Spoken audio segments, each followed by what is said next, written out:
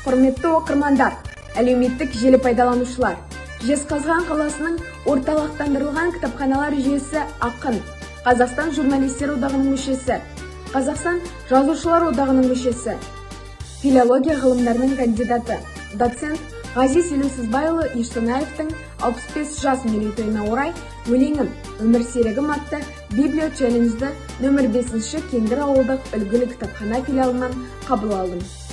Ғазиз Ештонаев, жолдар. Ақ жол тілеп айтылады арманын. Ту алыста мақсат жатыр таңдаған. Қасиетті қара жолда кие бар, бүгіндермен болашақты жалғаған. Бағаласаң жол қадірін, дос атын, алдындан ау жеңістер бар тосатын. Осы жолдар тілекпенен тілекті, жүрексермен жүректерді қосатын. Дала теңіз, жол кәдімгі желкеме, ақ желкендей ақ сағымға еркеле. Қара жолмен басталады сапарлар арман деген өлкеге. Жол жеткізер армандарға іздеген, жол болса егер үміт жібін үзбеген, сапар сайын ақ жол тілеп аттанар жолаушымыз біз деген. Осы Библио челленджді Қарағанды облысы Ақтоғай аудандық орталықтандырылған кітапханалар жүйесіне жолдаймыз.